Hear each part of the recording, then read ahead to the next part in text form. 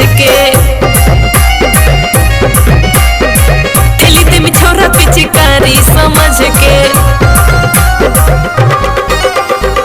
पागल होली तू खोली ले चली गे, पागल होली तू खोली ले चली गे, ठेली दे में छोरा पिचकारी समझ के। ठेली दे में छोरा पिचकारी समझ के। रे हटना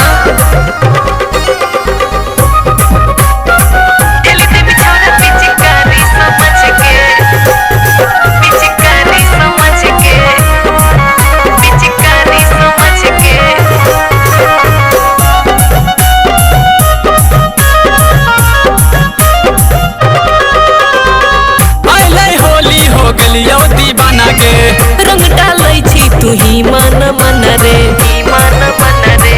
अलै होली हो गेलियो दीवाना के रंग डालै छी तू ही मन मन रे, मन मन रे। रंग डलवाले तू यारवा समझ के, रंग डलवाले है यारवा समझ के, ठेली दे में छोरा पिचकारी समझ के। हे गे ठेली दे में छोरा पिचकारी समझ के।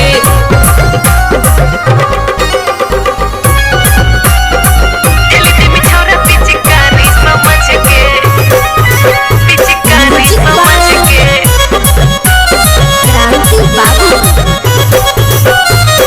लाका एलियो पिचकारी ही रंग के घस दे बिछौरा पूरा बदन रे, हाय रे बदन रे। लाका एलियो पिचकारी ही रंग के घस दे बिछौरा पूरा बदन रे, पूरा